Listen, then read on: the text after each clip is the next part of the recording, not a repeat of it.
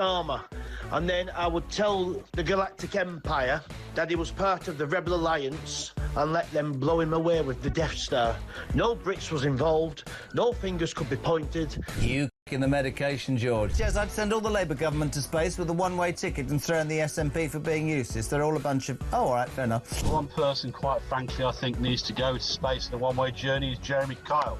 He goes on about his age one more time, how he's 60 this year, he was 59 last year, repetitively over the course of the weeks and months. We have to hear him, I'm 60 this year, I'm 60 this year. Richard Tice, did you put that cheeky bugger up to that? I'm hoping he's going to send me the invoice because that was absolutely brilliant. Which MP would you send to space?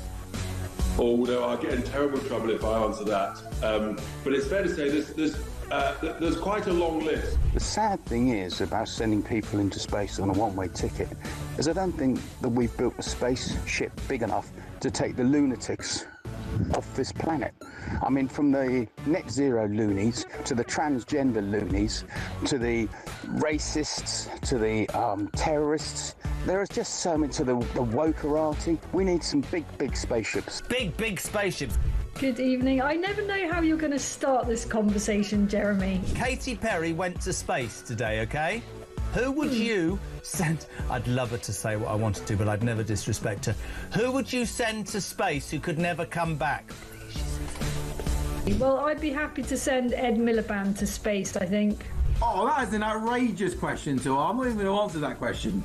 Sam Matterface, do you get the job, yeah? Come on. No, Sam Matterface, I tell you what, there's no. I think David Lammy would be the person I'd want to send up in space and never come back again. Yeah, the problem is how much would the bill be for him to munch through whatever food on the way there? Hey, it worked.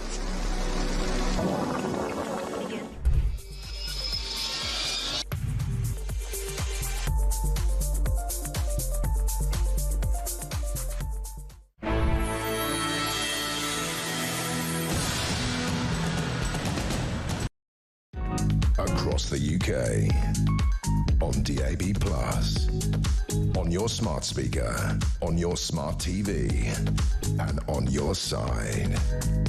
This is Talk.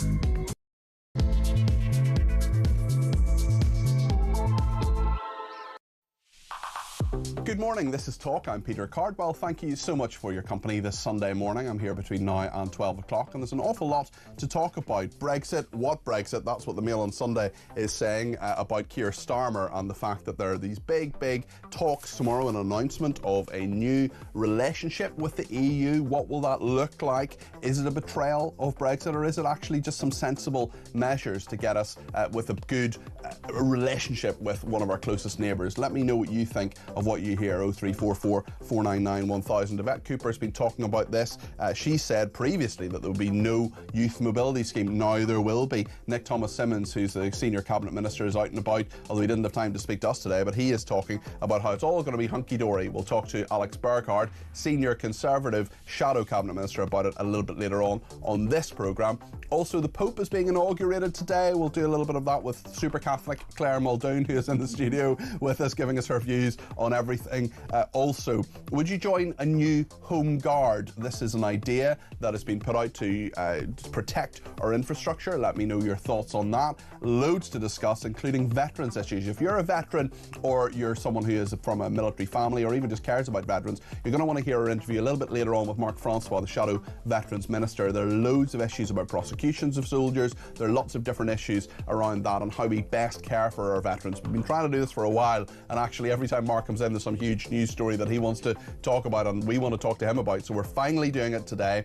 If you're a veteran or you're from an army family, let me know your thoughts on how we can best protect and help our veterans. Or even if you're not, no connection to the military, just let us know. 0344 499 1000 is the number to call. You can text me 87222 with the word talk in your text. You can tweet me at talkTV or follow me at Peter Cardwell. And remember, the main number does three things. You can send me a voice note. Tech Up Dave is standing by to listen to your voice notes and play them out. Less than a minute, please, if you would. Just send it through WhatsApp. You can also send me a text message through WhatsApp or give me a ring.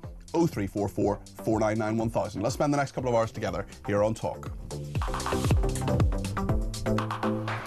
Well, let's go straight to the debate desk, and Claire Muldoon is here, as I say. Hello, Claire. Never mind super Catholic, just super. Super surely. in general, the super Clara Muldoon, and also in a mildly supervisory capacity. Sometimes I find Paul Richards is with us too. He's a former Labour advisor. Paul, great to be with you. How are you doing? Good, thank you. Nice to see you. There's lots around this morning, so let's go to what Nick Thomas-Symonds has been telling Sky News previously. And Sky News actually sort of raked up an old quote, an old interview from Yvette Cooper, the Home Secretary, saying there wouldn't be a youth mobility scheme. Now Labour are saying there are. Let's just have a look at that.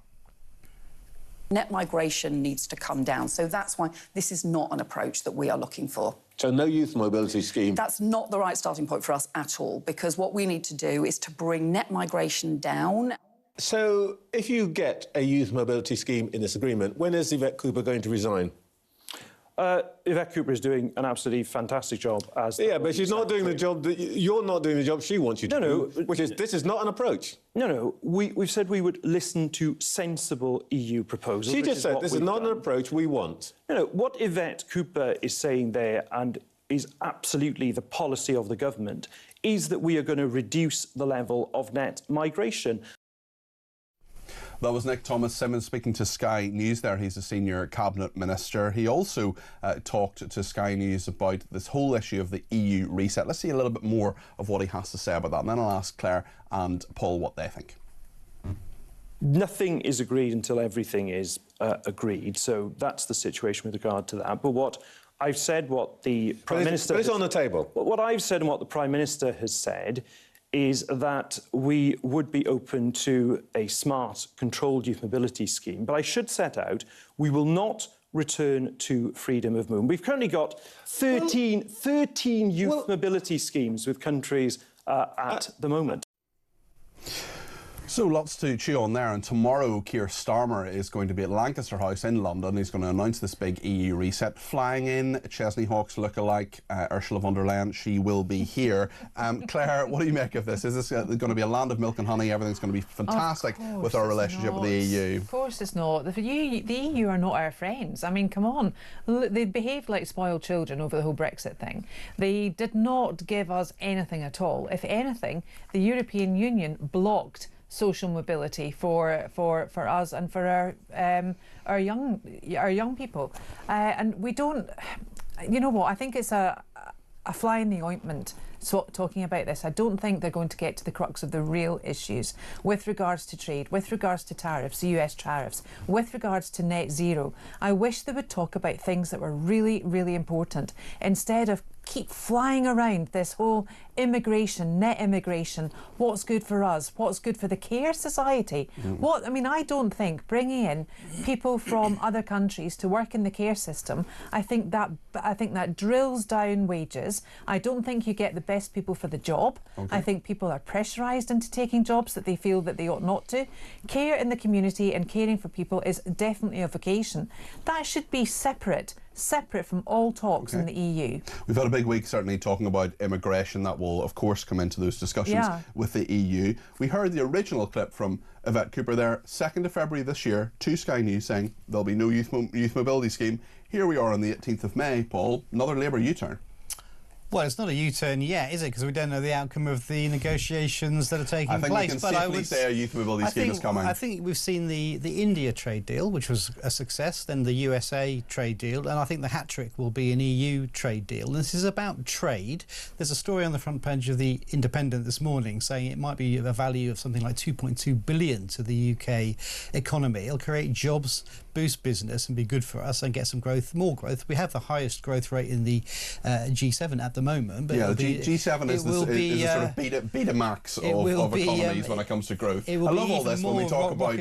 I love all this when we talk about GDP growth. It's such a red herring. Yeah. The G7 is not. It was an election pledge. That's what people voted for, and we've delivered it. But the point is that it's a trade deal. If there's a youth mobility scheme as part of this, where our young people, I've got kids, I'd love to see them be able to travel to Europe. But they can't to work, and people to come here. You know, French, Italian, Spanish people working behind the bars. Why not? You know, it's not mass migration. Because we have huge levels of migration already. Do we need more? It's not migration. It's people coming here, young, enthusiastic, often very good-looking people coming to work in our bars. More good-looking people. And I think that's what the youth mobility scheme will be. So let's see what comes out of the negotiations. That's not really a reason to make policy that good-looking people might come to this country. It's a factor. But Paul, a lot of Spanish, a lot of Greek, a lot of Italian youngsters are here anyway.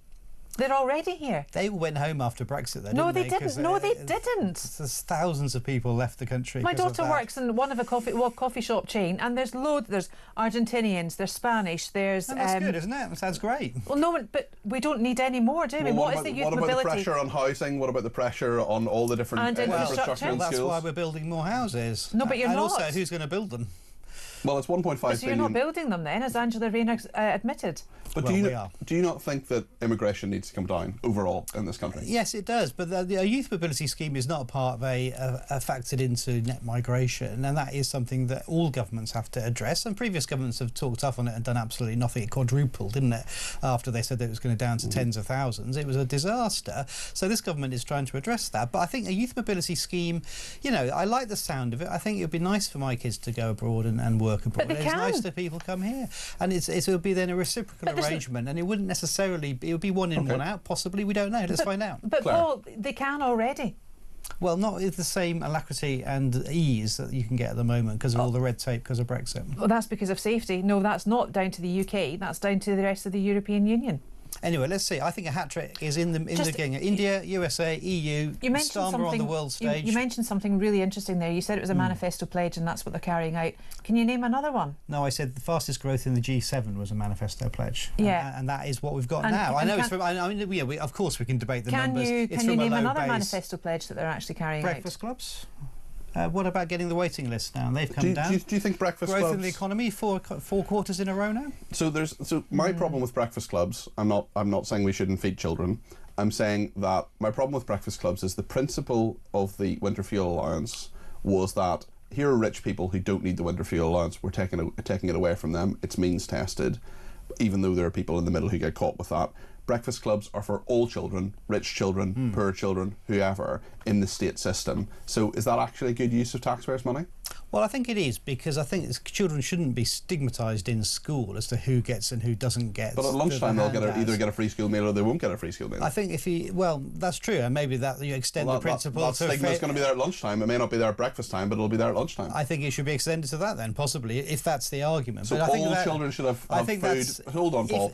Hold on a second, Paul. Hold on a second, Paul. You raised the idea of free lunches. I just want to clarify your thinking here. Are you saying that all children, regardless of income, should have free lunch? I think the stigma issue is part of it. I think discipline is another part of it. Kids are far more likely to be well behaved if they've got food inside them. I think it helps parents get an extra half hour of work so they can get more money into the household. And we know there's going to be lots of parents who are quite welcoming that ability to get them into the breakfast club early so they can get to work on time. And I think it helps with learning outcomes too. You know, kids who are well fed. Why can't they pay for a breakfast club? If you're going to means test winter fuel allowance, why can't you pay for a breakfast club? Say £1 a day, whatever it is, you can get a breakfast. Claire's question was, name something that Labour's delivered.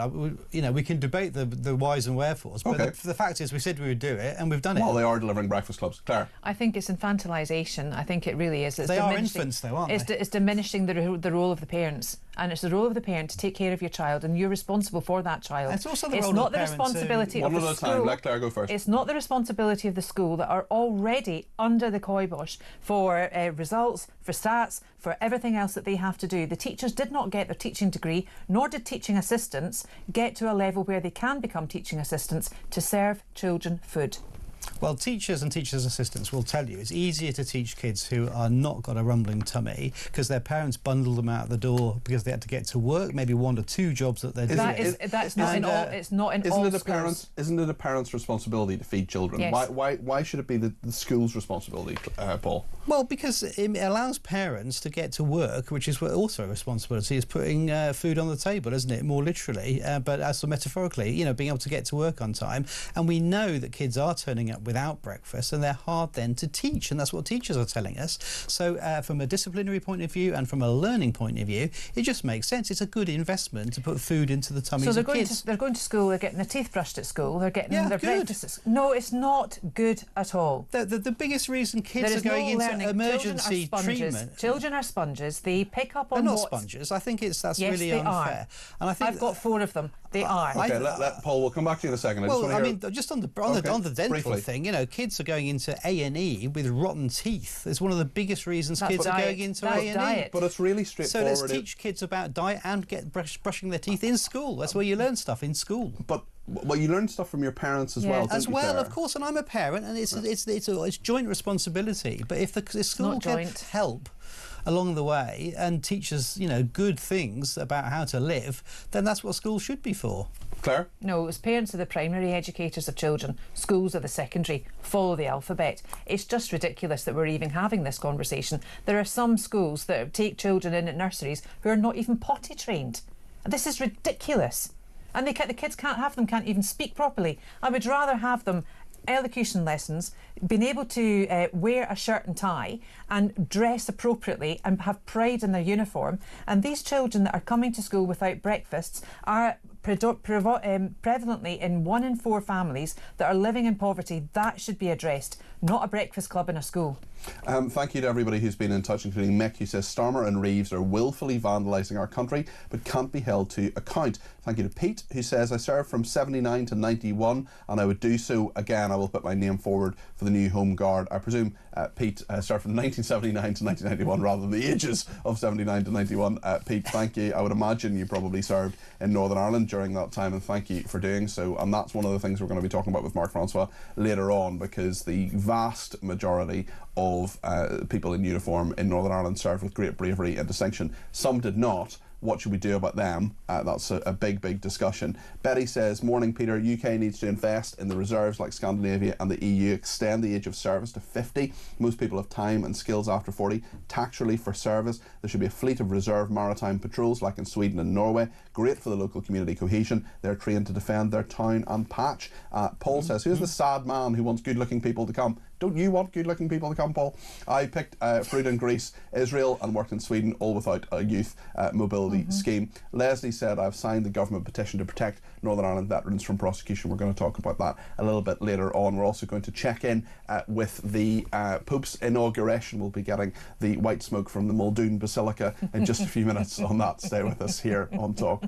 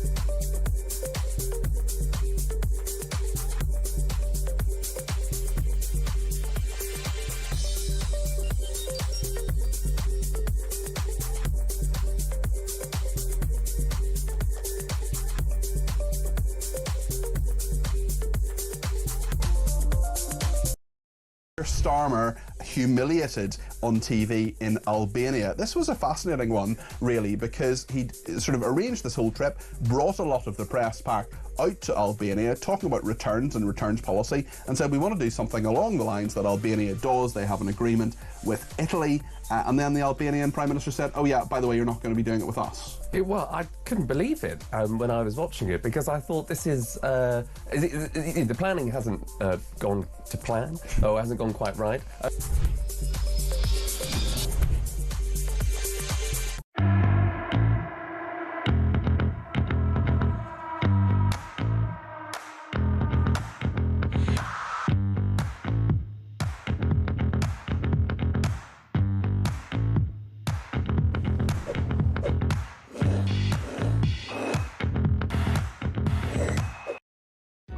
Across the UK, on DAB+, on your smart speaker, on your smart TV, and on your side.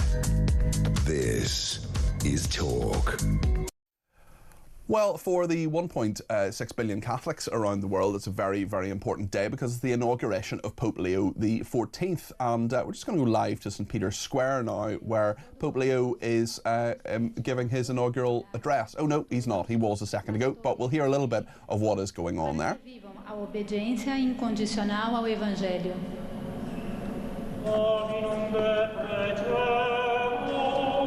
You can see an absolutely packed St. Peter's Square there with people from right around the world, dignitaries including Prince Edward, the new Duke of Edinburgh. Prince Edward is there representing this country, and Claire Muldoon is with us on the debate desk. She is a Catholic, and I know, Claire, this is a very important day, a special day for you.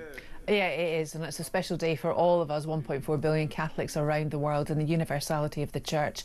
And symbolically, I mean, Pope Leo the 14th will be given his fisherman's ring today, his signatory ring with the engraving of St. Peter, whom of course was the first ever Pope. Peter, on this rock, he called it Peter the Rock, I will build my church. And those are the words inscripted in the cupola inside St. Peter's Basilica. He will also be given, Pope Leo will also be given a stole, a scarf made from wool that was blessed by the previous Pope. And it signifies very heavily the fact that he is the shepherd of his flock. You know, all of us Catholics, and indeed people of all ages, of all ethnicities, of all races and creeds in the Church. And it's really worth pointing out that the Catholic faith is one of the only faiths with one leader at the head of our Church. And I think that gives stability, and I think that gives rise to the fact of the duration of the Church, the fact that it's weathered world wars, it's weathered change that we as mere mortals feel, but the Church is there stalwart with the same message, you know, do unto others as you would like done unto yourself. The Beatitudes, the beautiful Beatitudes that are based in love, as opposed to the commandments, which are quite punitive in my view, and very, you know, this very dictatorial, you will not do this, do not do that. So the Beatitudes, tell us about that. That's blessed are the peacemakers, isn't it? Blessed are the peacemakers. They're based in love. It's very much follow me and everything will be fine. And we've got sacraments that are alluded to in every single Mass that's celebrated.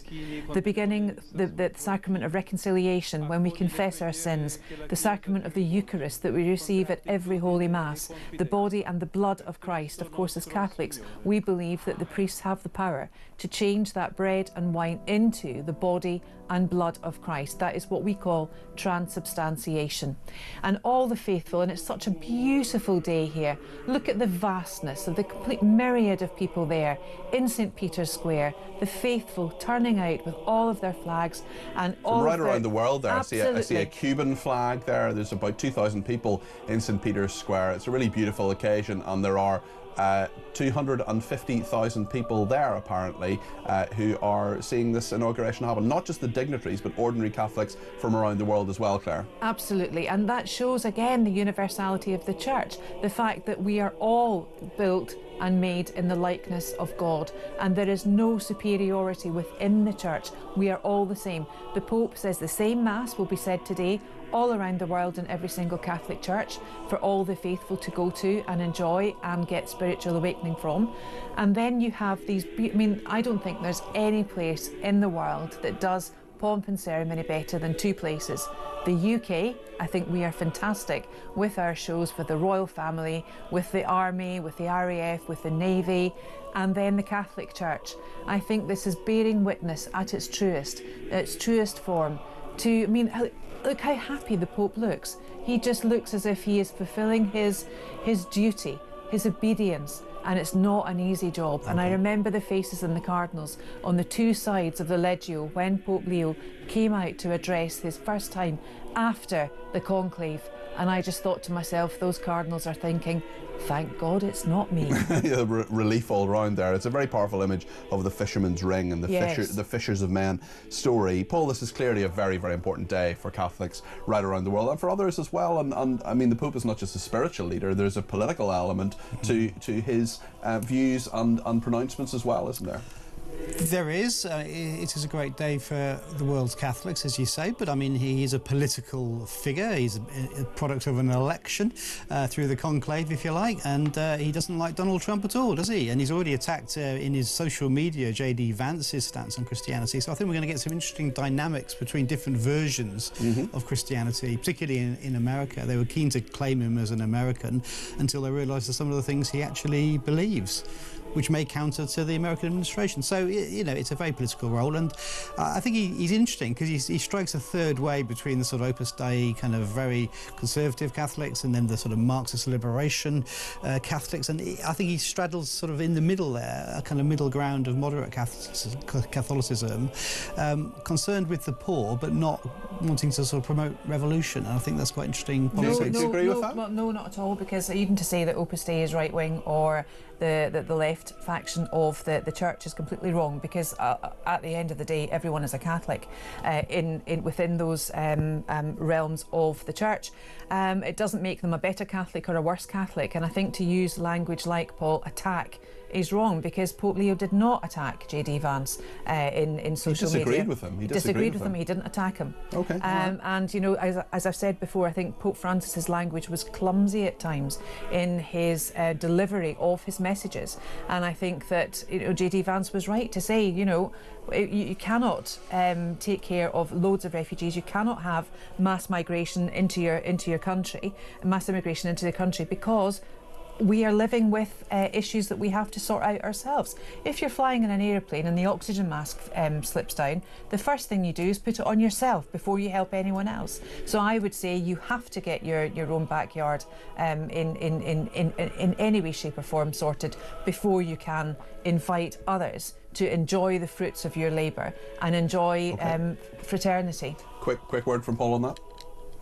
Well, I think I would try and help other people, actually, if the oxygen mask fell. I don't think you've got to protect yourself first before other people. That's what they always tell you, isn't it? I mean, the whole point of sacrifice and putting others first is that you do that.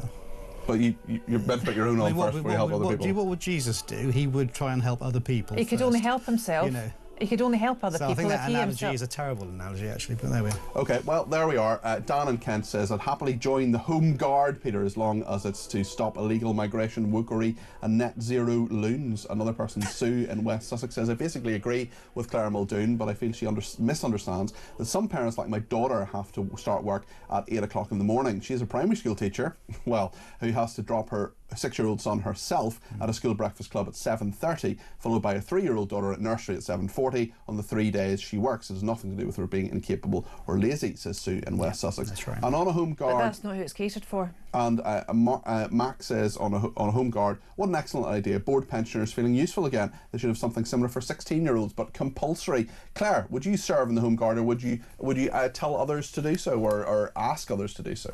I don't know if I mean, what is the absolute basis of this? What do you have to do? Sell it to me, Peter. Well, I mean, Paul, do you want to sell it? I think but the big picture is we're taking money out of the aid budget and we're putting it into defence, right? So that's a good thing to do, and your viewers will welcome that. I think within that, though, it can't all just go to defence contractors. So it's got to generate opportunities and work for people in particularly red wall seats. And I think the volunteer force idea that's coming out of the Strategic Defence Review is a good one, because it will give people ways into work. I mean, it's volunteer, but, you know, as we know, when people volunteer in all kinds of things like charity shops and so on, it gives them opportunities to learn skills and to get jobs off the back of it. And it recognises we are under threat from state actors, Iran and others, Russia, China, who want to damage our infrastructure. And, you know, with the Dad's Army, sort of, it's all just like Dad's Army. The actual volunteer force that was raised in 1940 was an astonishing success story. People queuing out the doors to volunteer to protect their own lands, particularly on the south coast where I live.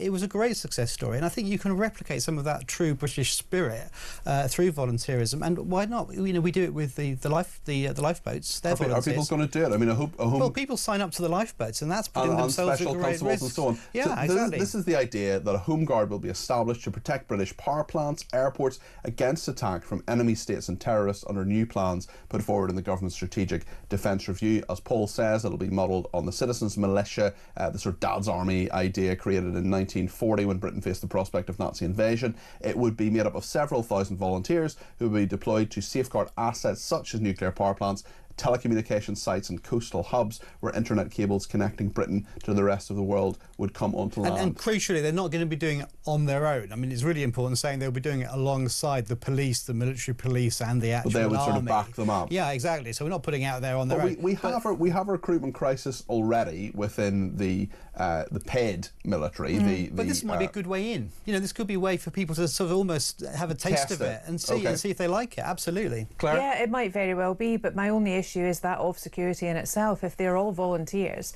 and they are purportedly defending special units, I mean special industrial units, what security will they have to go through in order to do it? I mean, we had the fire at Heathrow, for heaven's sake. I mean, there's all of these things that are happening. Will it actually protect? Maybe it could have prevented that fire at Heathrow, perhaps. The truth is we don't know, because it's a complete unknown. Yeah, and also if you have something like, I mean, the fire at Heathrow, that's a commercial site. Surely Heathrow is a commercial entity, very successful commercial entity, should have to pay for security there itself rather than asking for volunteers. It's an interesting idea, though, isn't it? Don't you think? It is an interesting idea. It's not a party political point of view either. I think it's the just a devil sort will of be in the sensible idea. I wonder if you would sign up for that or think about it. What do you think about this? 0344 499 1000. Lots of views on this, and I think it's fair to say we're thinking it through this morning. We're not entirely sure what we would specifically do. As the Sunday Times says, the exact detail of how the Home Guard would operate will be worked up in the coming months. So it's just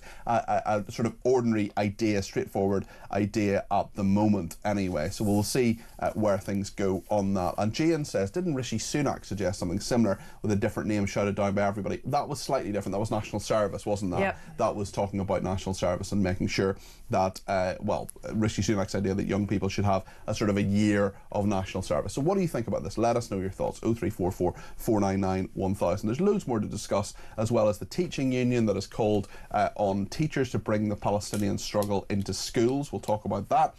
We'll talk about the Hugh Edwards saga. Lots more detail coming out about that in the actually again in the Sunday Times this morning. A big Freedom of Information request has been put into that, and Eurovision as well. Were you watching it last night?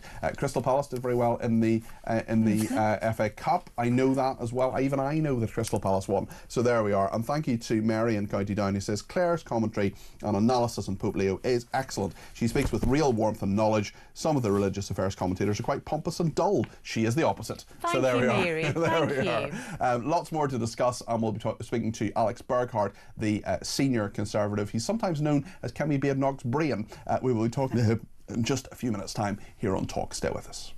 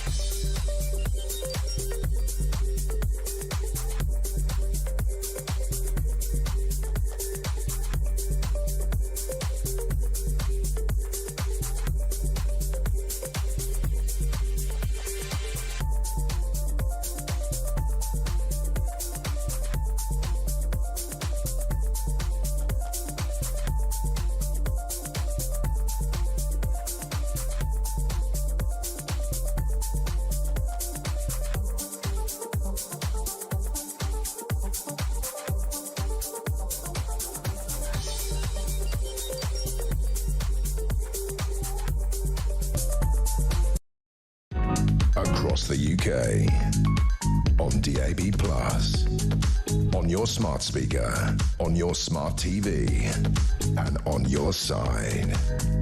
This is Talk. Well, we're finding out where we don't know where Britain came in Eurovision last night. 19th. They came 19th Right, there we are. Lots of people getting in touch about this Home Guard idea as well. This person says on Twitter, the original Home Guard was a success because those involved were British patriots, many who'd served during World War I. The equivalent today could be infiltrated by people who use it for their own ends, especially given weapons training and so on. Mick says, would they be trained in the use of weapons and issued with them? There are soldiers being prosecuted for what happened during the Northern Irish Troubles 40 years ago. Would they leave themselves open to that? We're going to talk about all of that with Mark Francois a little bit later on what should happen. I think my view is slightly different from Mark Francois, and I suppose the question is, if people did break the law back then, should they be prosecuted now, or were some of them following orders? Are they being held accountable for things that weren't their fault? It's a very, very interesting and very difficult issue, and there's a reason why it hasn't been solved. I mean, the Belfast Agreement, 27 years ago now, didn't solve it, and it's been an issue for 27 years. And more praise for Claire. Angela says, great, fantastic knowledge from Claire regarding the inauguration of the Pope and the historical facts. I've learned a lot from her. Another person says, breakfast clubs save parents £450 a year for luxury toast we saw in Bridget Phillipson's PR photos. Why not raise the tax personal allowance by £450 to put the money in working people's pockets instead? And child obesity in some groups is around 30%. Some of them are having 2 breakfasts, so plenty of people thinking about that. In regard to the Home Guard, another person says, can you imagine the ragtag lot you'd get? It would be like the COVID marshals on steroids. Also, what they're going to do, standing by critical infrastructure with no weapons. Surely it's the Army's job, but we just don't have enough people in the Army at the moment, do we? And the recruitment crisis is there. Lots of thoughts there, and thank you for them. Keep them coming in. You can give me a ring, 0344 499 1000. We'll get as many voices on the air as we can between now and 12. You can text me 87222 with the word talk in your text. You can tweet me at talkTV, follow me at Peter Cardwell, and keep the voice notes coming in as well. Again, 0344 499 1000.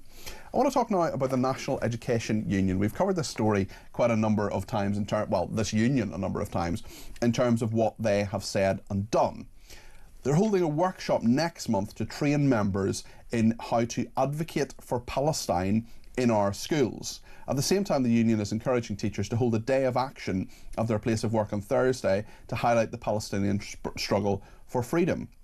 Critics have accused the National Education Union of spreading pro-Palestinian propaganda and warned that both events could breach legislation barring the promotion of partisan political views in school.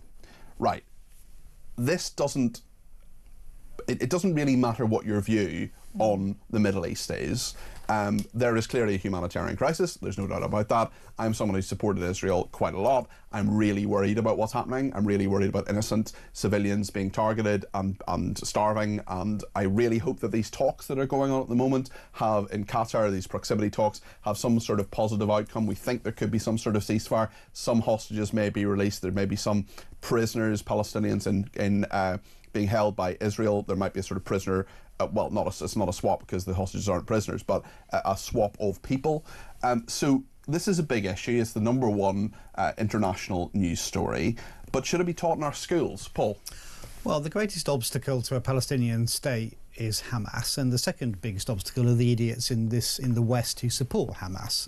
And I think that the danger here is that this is not people being taught the history, the politics, the nuances of the Middle East. It's about going in with an agenda, an activist agenda on one side, and the particularly wrong side of the argument, and indoctrinating children. And this is not the role of a teaching union, and it certainly isn't the role of teachers to do this. So yes, people need to be armed with an understanding and the facts, all the way back to the Balfour Declaration. Do children need to know about it? Do children need to know? Well, it depends what age. It depends what age. I think secondary school students should have some understanding of geopolitics, so they can, work out their place in the world and see what's going on and understand the headlines as they read them. But this is not what this is. This is not a suggestion that we need to boost the history syllabus so people can understand why Israel exists, what the counter views are within the Middle East and so on. This is about teachers going in and advocating for the so-called Palestinian state. And this is specifically about an educational group that works towards adopting educational approaches that capture the history of the Palestinian struggle, which are aimed at strengthening the movement for Palestinian liberation. Claire? I think this is a really dangerous way forward, regardless of whether or not you are pro-Palestine or pro-Israel. I think if my children were still in school, I think I would rather them be taught the basis of historical fact and facts going forward with regards to geopolitics, as Paul has just said. And I think, you know, if it could be taught in schools, then why on earth is there an issue going on? It seems to me almost as if it is a very pro-Palestine, pro-Hamas attack, really. And I think that's insidious, and I think it's wrong on so many levels. And I think this teaching union itself really has to question itself on semantics of the language that they will use. They will say there's a genocide happening. Israel will say it's not. Israel will say... And many other countries as well. France, Britain, Germany. We're defending the attack from October the 7th in 2023. So it's really very much a moot point as far as I'm concerned. I don't want it taught within that lens in schools. But I don't know if you can actually stop it. I don't know what the prescribed antithesis of it would be. Well, there is legislation barring the promotion of partisan political views in schools. I wonder how actually they're going is to that get implemented. around that. It's interesting, when I learned politics in sixth form, now we're going back a long time now, my teacher was a brilliant teacher and, you know, wanted us to think in different ways and would put loads of different thoughts just and say, well, what about this and what about this? And it's sort of not too dissimilar to what I do these days. He was a really, really good teacher, but he taught us to think. He didn't teach us this is the way things are, this is the truth. Yeah, exactly. So it's a very, you need critical thinking skills even more now with social media, because obviously kids are not just getting information from their parents or schools, they're getting it from online as well, and they're being bombarded with fake news and conspiracy and all this nonsense. They need critical skills to be able to work out what's true, what isn't, and what they believe and their place in this world. Thank you, Paul, and thank you, Claire. We're on the debate desk with Paul Richards and Claire Muldoon. If you have any thoughts for what I should be asking Alex Burkhardt in a few minutes' time, he's a senior shadow cabinet minister, Kemi Badenoch's brain, he's sometimes known as. Let me know your thoughts. 0344 499 1000 on this Home Guard issue. Lots of people getting in touch, including Steve from Essex, saying great show as usual. Thank you. I'm ex-army, and all of my ex-army mates and me have been saying this for years about doing this. The UK has a lot of highly trained and experienced people out there not being used. We all said that we would sign up and join a Home Guard. We even joke about a big dad's army, says Steve in Essex, who's written great show twice in his message. Clearly a man of great taste. Martin in Oa Street says, I'm ex-Royal Navy. I would happily join a Home Guard. Paul says, dad's army, good grief. Can politicians ever do things properly and not constantly on the cheap? It sounds like Cameron's big society. I despair. And Christine on the Isle of Wight says, will this new Home Guard protect us from this dreadful government who appear to wish us harm? Christine's thoughts on that. Let me know yours. As I say, 0344 499 1000. Lots more to discuss with Claire and Paul. And we'll talk about the Hugh Edwards saga. Well, even, I know Paul can't wait to talk about Eurovision. That's something he's really looking forward to. We'll also speak to Alex Burkhardt, as I say, Senior Shadow Cabinet Minister. He's coming up next here on Talk.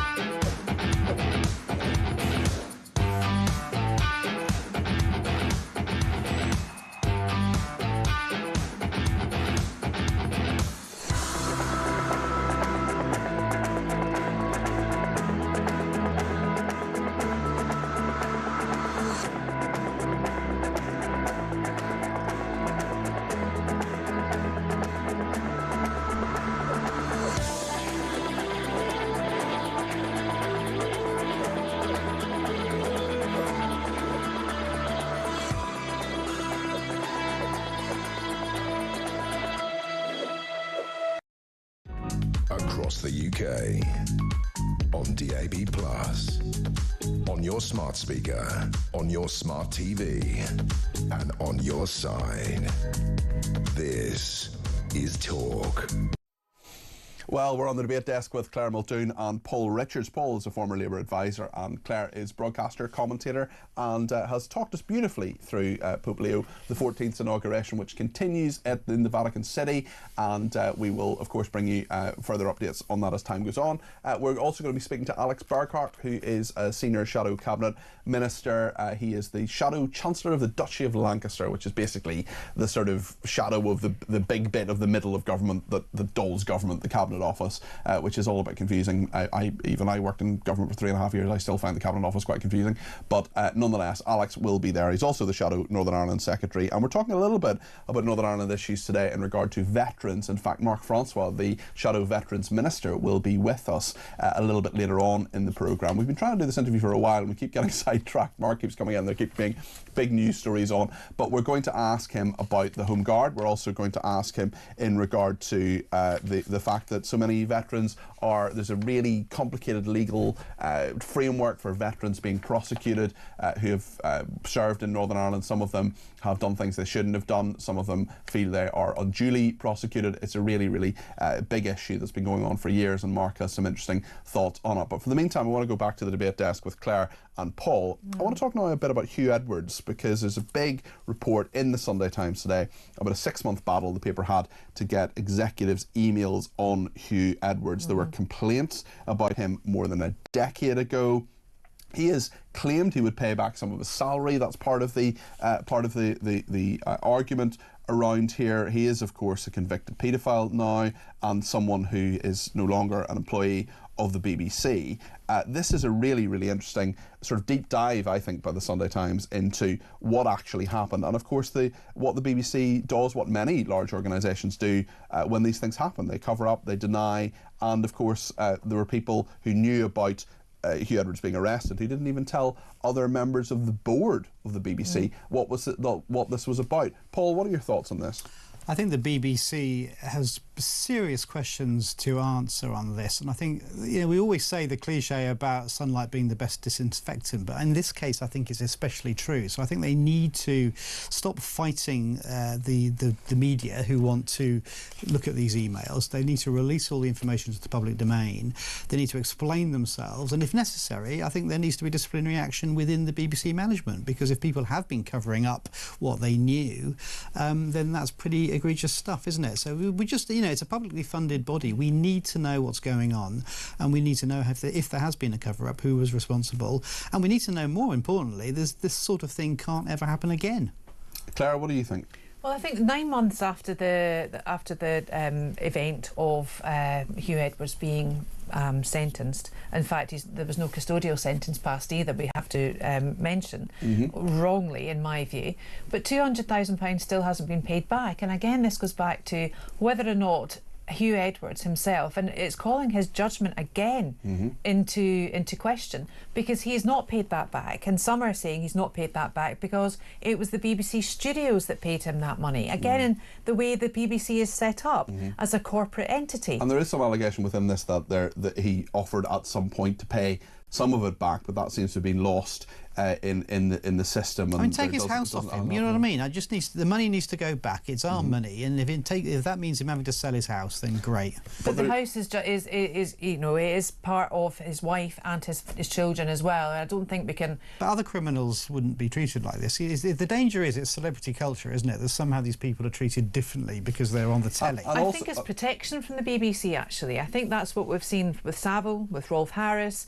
and now indeed with Hugh Edwards. And I really do take to task the fact that Tim Davies perhaps knew more than he let on. He put his other members of staff at risk as well, because after Hugh Edwards' arrest, there was nothing done. There was no safeguards put in place. There was no communication, it would appear, to any of his colleagues of what was actually going on. And that left them high and dry, I'd say, and in a position of And the fact that, you know, first in 2021 and then in 2022, he was warned by bosses about unprofessional conduct online over a friendship he had struck up on Instagram and an email with a vulnerable woman as well. There are all sorts of different categories of these.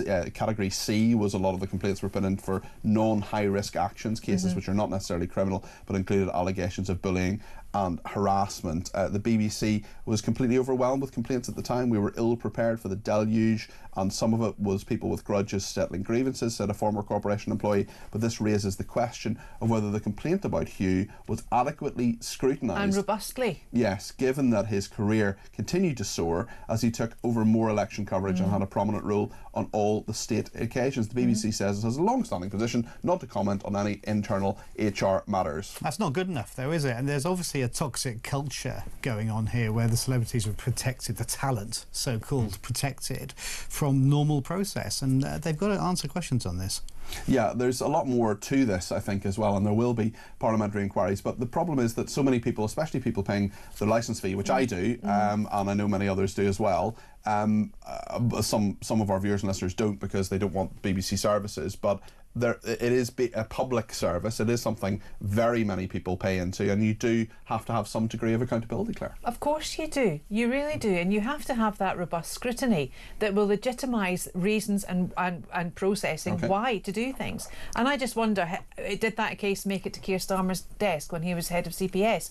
I don't know. Yeah, well, you know? it was probably before a lot of those allegations were made, but very good point. Nonetheless, we'll come back to Claire and to Paul in just a few minutes, but let's speak to Alex Burghard now, who is the senior shadow cabinet minister. He is Kemi Badenoch's right-hand man and shadow chancellor of the Duchy of Lancaster and shadow Northern Ireland secretary. Alex, good morning. Morning. Do you think a youth mobility scheme is a good idea? Look, it really depends on what the details are, doesn't it? Because I think when a lot of people hear the words youth mobility scheme, they think about 18-year-olds coming over and sort of doing a bar job or something. But if it means that 30-year-olds from across the EU are going to be able to come to the UK and work on day one, claim benefits on day one, use the NHS on day one, bring their dependents, then it's a really different thing. And the government has not been able to give us any details of what it's arguing for. It hasn't given us any of our red given a description of any of its red lines, and that means that it's potentially a prospect that's very bad for the UK economy. Are you keeping an open mind on this reset? We'll get a lot more of the detail tomorrow, of course. So, what did you say? Can you say that again? Are you keeping an open mind on this reset? We'll get a lot of the detail tomorrow from Keir Starmer. We'll get a lot of. We hope we get the detail tomorrow. I mean, I think they were supposed to have this arrangement sorted out on Friday. That hasn't happened, and that means that it's now trailing into Monday. And the danger here for Labour and for Keir Starmer is that the EU knows that this deal is more important to him than it is to them, and that means they can push him late, they can push him into an embarrassing position, and they'll be able to get last-minute concessions out of him. So you will be watching the detail very closely on Monday. Immigration is clearly the big issue that Keir Starmer has been dealing with this week. I would argue, and I was sitting in Downing Street on Monday morning listening to what he was saying, that it is to do a lot with Reform UK and how well they did in the local elections recently. Do you think Reform UK are a bigger threat to Labour or to you? Because in many polls, not all polls, but in many polls, you're actually in third place. I think that you're right, that this was just down to how Keir Starmer is feeling about reform at the moment. I mean, nobody really believes that Keir Starmer thinks any of this, do they? I mean, we've watched Keir Starmer throughout his whole career saying that all immigration law is racist, arguing for freedom of movement and so on. I don't think the Prime Minister believes in lower immigration at all, but because it's politically expedient for him, he's arguing for it. He's just brought forward an awful lot of policies that say that he does want immigration to be lowered. You may question his belief, but we can't question his actions, can we? Well, yeah, we can, because actually we offered him options during the immigration bill to go much further, to bring in a hard legal cap on the number of work visas that would be given out each year, and he turned it down. And so what's being presented is hard language and soft action. So I really don't take him seriously on immigration at all. And I don't think anyone else should either. Should people take you seriously on immigration, given that you said in 2010 you'd get it down, you said in 2015 you'd get it down, you said in 2017 you'd get it down, you said in 2019 you'd get it down, you said in 2024 you'd get it down. You didn't get a chance in 2024 to get it down, but all of those other times immigration rose under the Conservatives. No. Well, the Conservative Party has been taken over by a new generation, and you'll have heard one of the first things that Kemi Badenoch did when she became leader of the party with Chris Fulp, the Shadow Home Secretary, was set out our plans for a hard legal cap. So we brought those into the House of Commons the other day and gave the government the opportunity to support them. It refused to do that. We're taking a different approach, one that would work, one that would get those numbers down, as almost everybody wants to see them go down. I wonder what you think of another government idea. This is the Home Guard idea to protect the UK against attacks. Thousands to be recruited because Britain is, in some minds, on a war footing. What's your view on that? I think, first off, you have to see what the government's plans are to increase recruitment. And we've called upon them, recruitment is down, right? We've called upon them to increase defence spending, to take defence spending in the direction of 3% of GDP. And at the moment, it's clear that there isn't money in the coffers for the additional resource they're talking about. So if they're not going to be able to, if they're not prepared to fund it properly, it's never going to happen. You are also, as well as being Shadow Chancellor of the Duchy of Lancaster, you're also Shadow Northern Ireland Secretary. We're talking a little bit later on about the legacy aspects and prosecuting soldiers. The government appears to want to repeal all that the Conservatives did on that. Where do you stand on this, and what should happen with our veterans, who, most of whom served with great bravery and distinction in Northern Ireland over Operation Banner for 30 plus years, but some of whom did not, and some of whom broke the law? Yeah, well, look, thank you very much for giving me a chance to talk about this, because it's a very important question which doesn't often get aired on UK media or GB media. The fact is that we in government tried to draw a line under that era of the Troubles, that there are too many legal cases coming forward from a very long time ago, many of which were being brought forward on shaky evidence. We wanted to say that this was enough. We didn't want to see any more ageing troops who had served their country with distinction dragged through the courts unnecessarily. And we set up a very detailed process whereby people would be able to hear their cases heard, but without that inquisitorial series of inquests. And the Labour government has come in and said that it will destroy all of that architecture, and instead we're now seeing cases, as the other day I think you will have spotted it, of SAS men who were confronting terrorists about 30 years ago, risk of being pulled into court despite having taken very necessary action to disarm people who were carrying a submachine gun. So I'm very, very concerned that the Labour Party has absolutely no plan to deal with the fact that it's taking down some very necessary work that the previous government put in. Alex Burkhardt, thank you very much, from the Conservative Party there, Senior Shadow Cabinet Minister. A quick reaction. I heard a large sigh at one point early in that interview from Paul Richards. Explain that sigh, Paul. Well, it's always difficult, isn't it, for Conservative frontbenchers to come on advising us on how to conduct negotiations after Brexit was a disaster, the negotiations were. Then to tell us about immigration when they've quadrupled it, and now to say that you're not putting enough money into defence when they were in government a year ago, not doing it. So they're always on this cleft stick of whatever they say, we can say, yeah, but you didn't do it. Claire, what did you make of what Alex Burkhardt was saying there? Yeah, exactly. It's like a game of tennis, isn't it, really? I mean, that is a an absolute political speech there. I mean, it really was. Coulda, shoulda, woulda. But the fact is, you didn't, and that's why you weren't voted back in. I wonder what the case of reform is doing now for the Conservatives. Will they welcome Rupert Lowe? What will they do, you know, going forward in order to make them in opposition? And to be fair, we didn't really hear much from the Labour Party when they were in opposition for 14 years, and you would have thought that they would have come out the gate running, instead of running into U-turns and running into pledges that they just haven't been able to keep. It's a very interesting position for the Conservative Party. They just seem to be largely irrelevant, and even Wes Streeting actually at the moment saying that Reform UK is the new opposition. Just briefly, Paul, how do you think Labour deals with that and changes its tack as a result?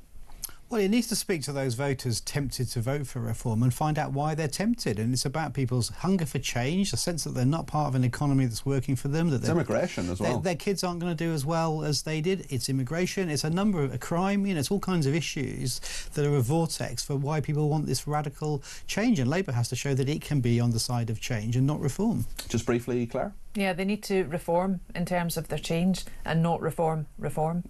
OK, lots of reforms in there. Thank you both very, very much indeed. A lively debate desk this morning. That's what we like. Paul Richards there, former Labour Special Advisor, and Claire Muldoon with us this morning. So thank you very much indeed to them. Thank you to you, to everybody who's been in touch, including someone who says the Palestinian struggle should not be brought into schools. Let kids be kids. They have enough to contend with. Also says, when I lived in Australia for many years, the Northern Ireland Troubles were not on the agenda. Well, they will be a little bit later on in the programme, especially in regard to when it comes to veterans who live here in England and, of course, in other parts of the United Kingdom and across the world. Should they be prosecuted for what happened many, many years ago? There are people who want justice or their version of justice, and what people think of that is a very, very interesting one. We'll talk as well about immigration and Labour's big plan for immigration in just a second, and we're going to speak to a Canadian who says she can't believe the kind of privileges that she was given. Stay with us.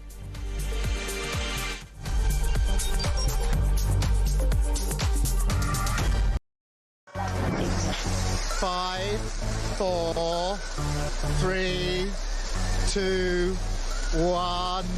Yay! 87222, starting message with the word talk. Who would you send to space and why? The person I would love to send to space would be Mr. Keir Starmer. And then I would tell the Galactic Empire that he was part of the Rebel Alliance and let them blow him away with the Death Star.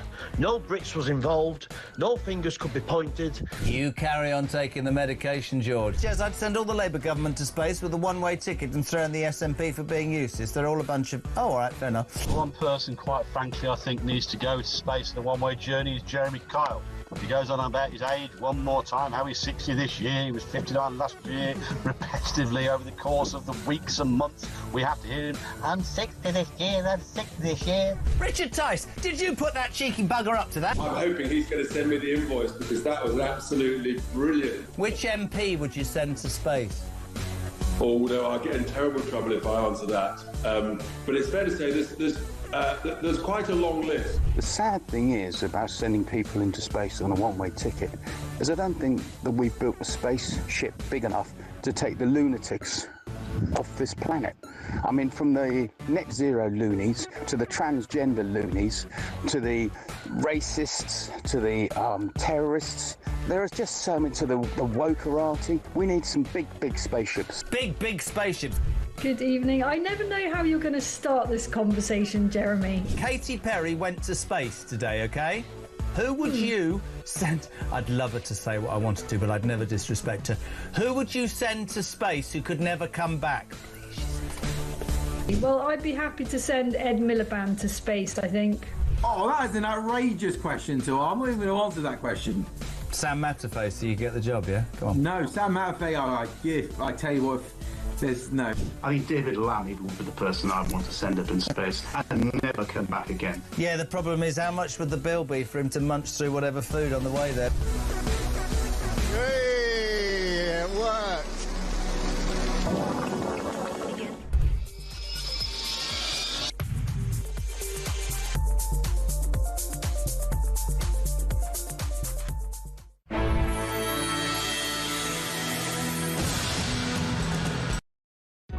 Across the UK, on DAB+, on your smart speaker, on your smart TV, and on your side.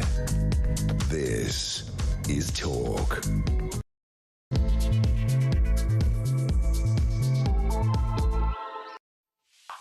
Hello there, this is Talk. It's just gone 11 o'clock and we're here for the next hour. There's lots to talk about, including, would you join a home guard? Is that a good idea? Labour are saying that they want a home guard. They want all sorts of people to volunteer to protect some of our vulnerable sites because we're moving to a pre-war footing. We're also talking about immigration. Big week for immigration this week. Starmer's field Albania trip, the new migrants return policy. There's an awful lot here.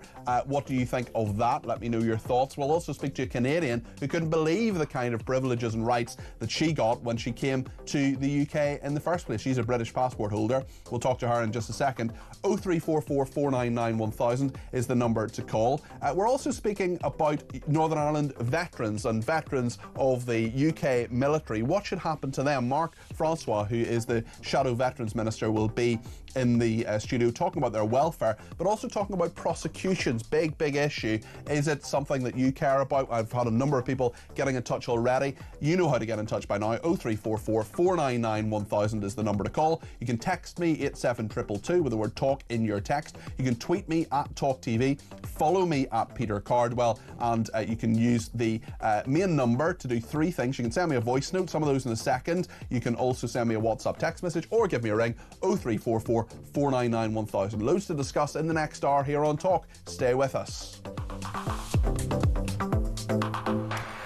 I should say Jeremy Kyle is recharging his batteries and I'm on drive for the next couple of weeks, so I'll be back tomorrow between 4 and 7 and every weekday for the next couple of weeks. Don't worry, the weekend shows are going nowhere either, so I'm on a little bit of a work marathon. Looking forward to that one.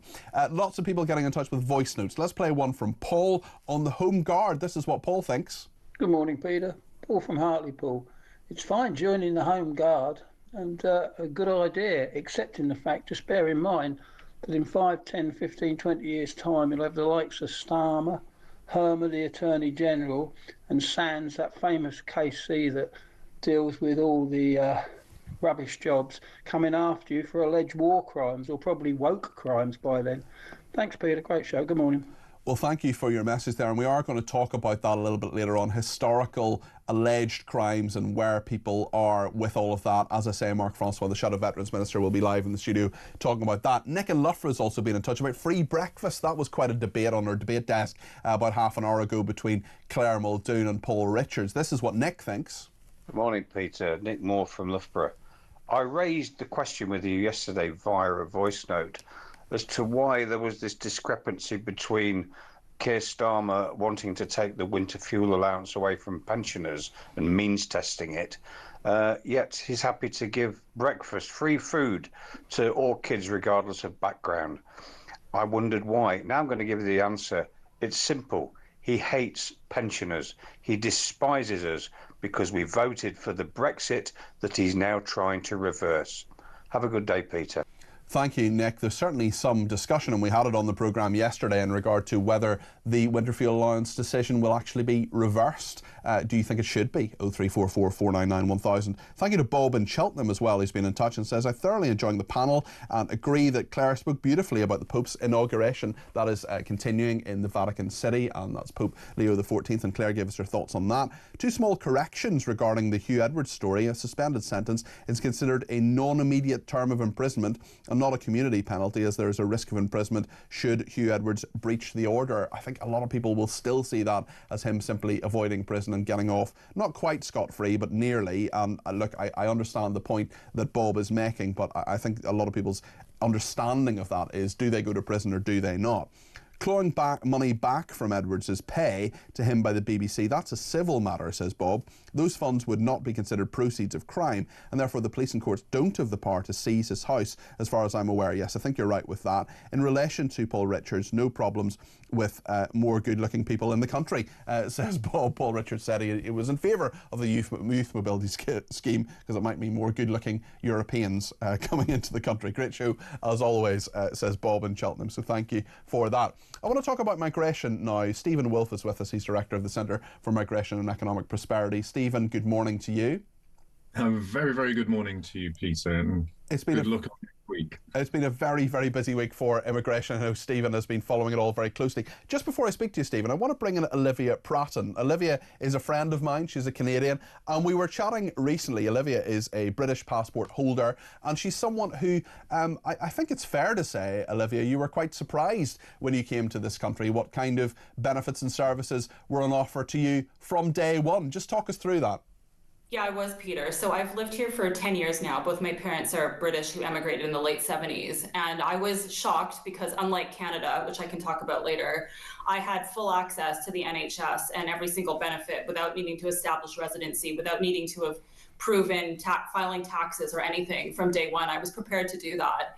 And eventually I got a job here within a few months of landing, but I was quite stunned, and I've remained stunned watching the debate around migration and everything in the last 10 years. And I always feel like that people who are like myself, who are British passport holders through descent and who move over here, I just think it's something that's lacking in the debate, and there's an inconsistency there. So let's bring it into the debate. Let's talk about it now. So you were entitled to use things like the NHS. Did you claim any benefits? If I wanted to, I could have claimed anything without having to show, like, I had never paid a penny in tax, literally not. I mean, I had a discussion with my parents about this, and my dad sort of made a joke, kind of going, oh, I paid lots of taxes back in the day. And I thought, okay, that's fine. You did in the 70s, in the 60s. Me as an individual had never paid anything.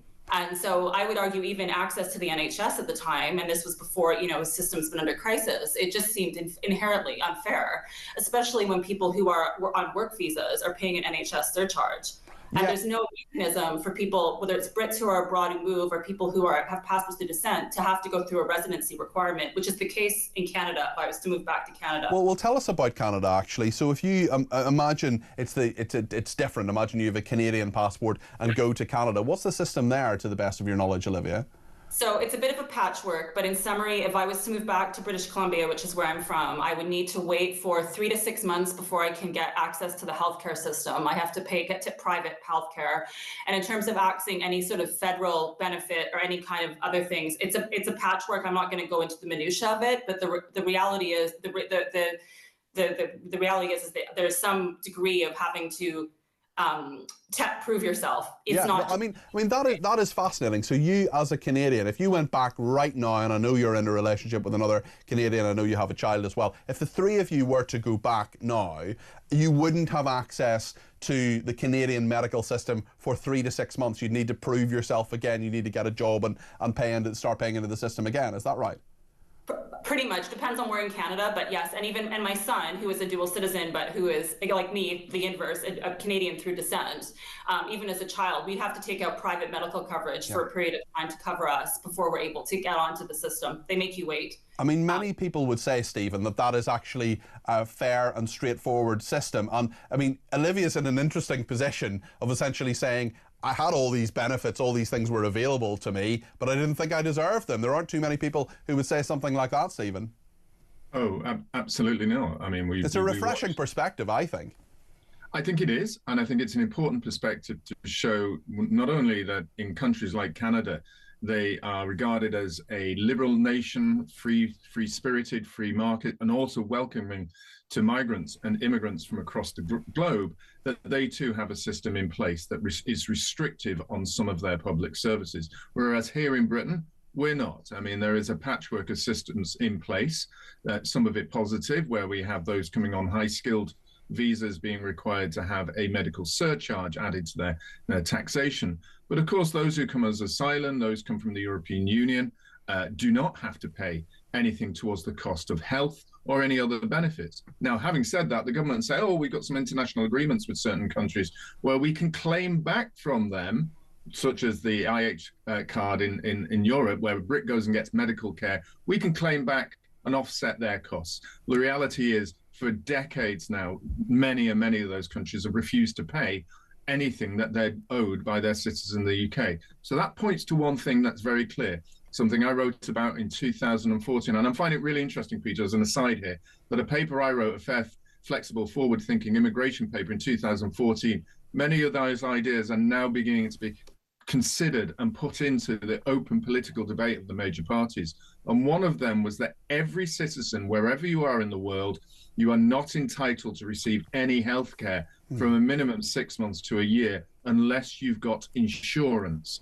And if we're relying on treaties with other countries, it has to be negative. We have to have to be equal, i.e. they do not owe us money for us to apply that to their citizens. Olivia, just finally from your perspective, I just wonder how you see this country and its attitude to immigration. Are we a bit of a soft touch? I mean, I know you've been here for 10 years. I know you've contributed to the economy, you've paid all your taxes, you've settled down here, you're going to stay here for some time, which is wonderful because I enjoy hanging out with you and you're my friend. But at the same time, how do you kind of see this country? Do you see it as a bit of a soft touch? Do you see it as too welcoming to immigrants, perhaps? No, I think if I was going to say in one word, I would use the word hypocrisy. It's inconsistent. I think that to what Stephen said, to me, I don't feel like that somebody I think it needs a residency-based system where there is something in between. And there is a system that is anybody who is from abroad, regardless of whether you're a citizen or not, whether it's a British person who's been away from him, is that they have something to go through in terms of being able to access all those public funds. It's just extremely inconsistent. And at some point, especially with British passport holders by descent, I mean, this is not part of the policy debate. Maybe it is, and I'm not hearing it. You've got I think it's over 6 million Britons abroad, plus their children who qualify. You know, is this going to be a topic, and is there going to be something in the future? Because all the focus, and I understand, goes towards people who are seeking asylum. That does deserve a discussion and debate. But I just don't hear the discussion about people like me, and I find that hypocritical. That it's not even on the agenda. Do you find it hypocritical as well, Stephen?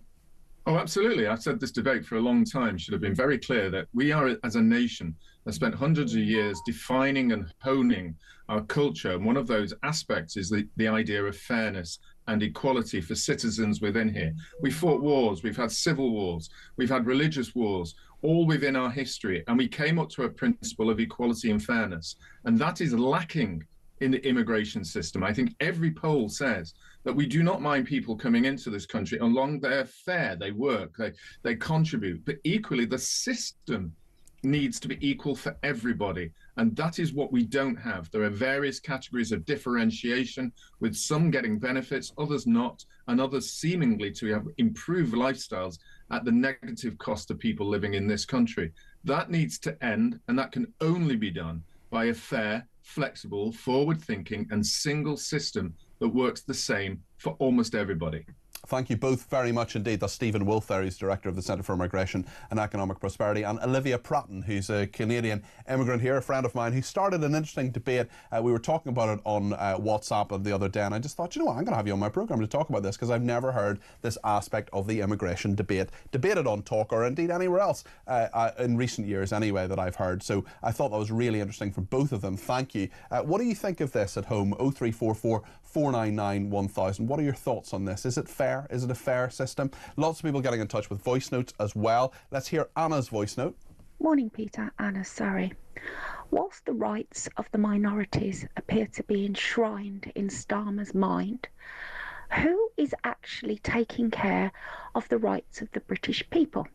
People such as Lucy Connolly, a mother, currently serving 3 years for a Facebook post. Take the case of the little Welsh boy held by Luca Ziva and his friends to be assaulted by 8 children, immigrants.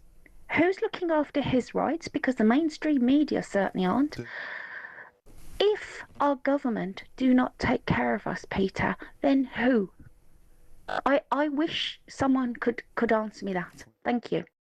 Yes, thank you. Really interesting perspective, and I think a lot of people will agree with you. They will chime with them. There was an interesting discussion earlier on about the aeroplane mask and whether you should apply your own first before giving it to other people. Paul Richards and Claire Muldoon were sort of debating what Jesus would have done about that. It was slightly strange, but lots of reaction to it, and Dave in Manchester sent us a voice note on that. Hi Peter, good morning. Dave in Manchester. As for Paul Richards saying that he would put the mask on his children first to help other people before himself. So what he's saying is that he put the mask on his children's face first, and then he's going to die of lack of oxygen, and he's made the ultimate sacrifice for his children. So who then brings his children up? he is the epitome of everything that is wrong with the UK at the moment. He's just a part of the wokerati. And as for Claire, I'm with you, Claire. It was a fantastic analogy. Do not listen to Paul. He doesn't know what he's talking about, as usual. Well, thank you very much indeed for your thoughts there, Dave. I just want to briefly go to the Vatican City because the bells are ringing out for the inauguration of the inauguration of Pope Leo XIV, and that ceremony is now over. About 250,000 people in St Peter's Square to welcome the new Pope Leo XIV, calling for unity in his inaugural mass, and many dignitaries from around the world, including Prince Edward from our own royal family there. Many people waving flags from right around the world. I can see Russian flags, I can see Lebanese flags, I can see Brazilian flags, many people from right around the world celebrating the inauguration of Leo XIV. If you're Catholic and if you're at Mass this morning, I expect you're doing the same thing too. Lots to discuss, including the Home Guard, and also we'll be talking to Marc Francois, the Shadow Veterans Minister, will be with us in just a second. Stay with us.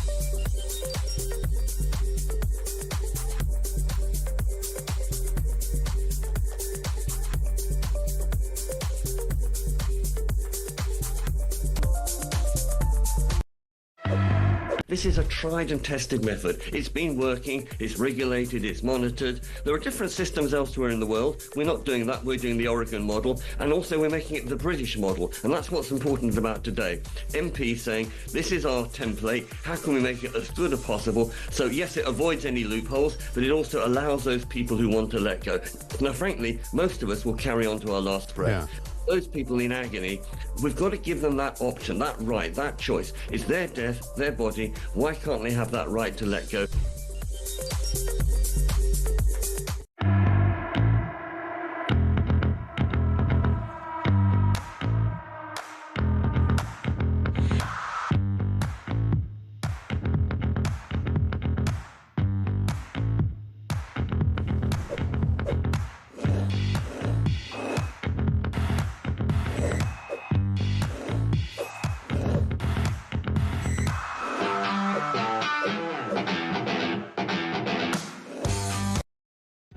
Across the UK, on DAB+, on your smart speaker, on your smart TV, and on your side.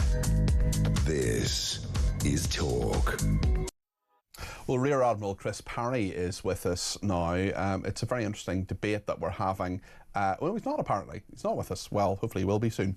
We're talking about the Home Guard, and certainly we are. It's a very, very big and interesting issue. It's on the front page of the Sunday Times. Home Guard to protect UK against attack. Thousands to be recruited from a pre-war plan. This is a Home Guard to be established to protect power plants, airports against attack from the enemy states and terrorists. Under plans put forward, there's a big defence review by the government, the SDR, the Strategic Defence Review.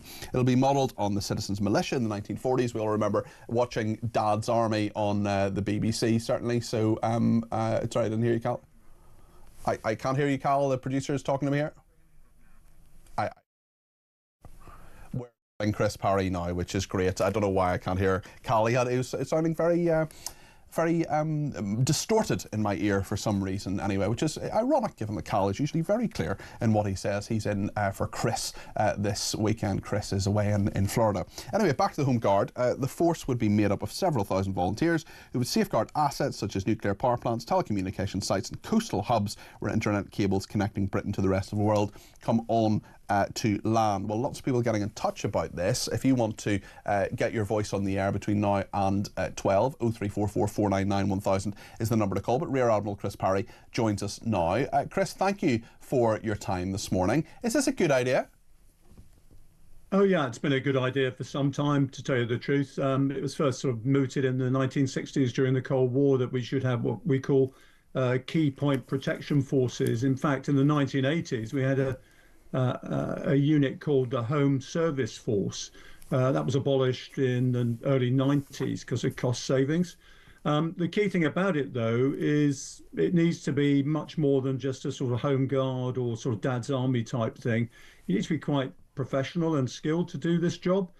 And I hope we're not going to go down to the lowest common denominator in terms of employing people. My own view is that this is a job best done by reservists, actually, people perhaps who've served in the armed forces in the past and are happy to put time in and able to be part-time, if you like, protectors.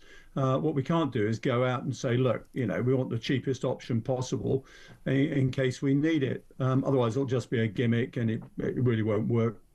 In terms of the skills that are needed, just talk me through what skills you would like members of this kind of Home Guard idea to actually have. How highly trained would they be? You're talking about reservists being there. They're obviously very, very highly trained people with all sorts of different logistics and mechanical and weaponry training and so on. But if someone were to come in off the street to do this, to say, do you know what, I want to help my country, I want to volunteer, how would they have to, what skills would they have to have, do you think?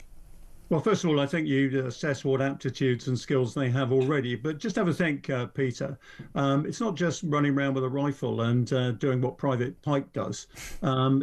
Think about drones. How are we going to provide air defence for these installations and these places? So you're going to need air defence experts. You're going to need people in intelligence able to deal with cyber attacks and attacks on the energy supplies and things like that. So it's going to have to be people with knowledge of what they're protecting. That's the first thing. And secondly, with the requisite skills to be able to protect those things. Just think about an offshore cable, for example, that's a mile offshore. You're going to at least going to have to be able to steer a boat. You might even need divers and things like that. This is a high level job, and I think if we're not careful, we're going to end up with a gimmick here that doesn't deliver. It's a good idea, but it's got to be funded, it's got to be credible, and our potential enemies, of course, have got to be deterred by it.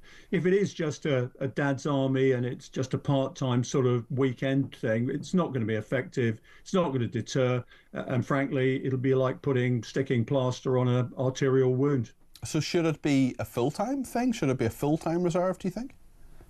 I think it should be a reserve occupation. It should be under military control, because obviously if we're in that sort of state, then the country, I mean, it's interesting, Peter. I mean, I've been talking recently in universities and saying, look, we can't talk about peace and war anymore. We're talking about deterrent time now, trying to deter our opponents.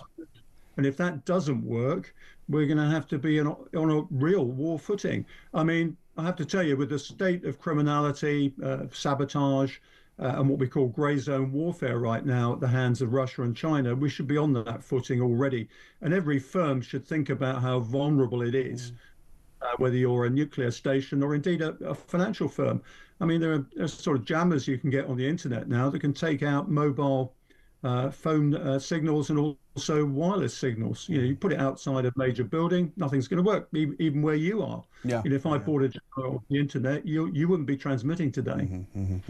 No, it's fascinating, Chris, and I just wonder how much of this is to do with recruitment as well, because the army is a lot smaller than it used to be, the other services the same way. And often we keep hearing about how there are problems with recruitment and retention within the army. I just wonder how attractive this will be to people, Chris, especially those who have thought, actually, I'm not going to sign up for the army per se or for the armed services per se, but maybe this is an option.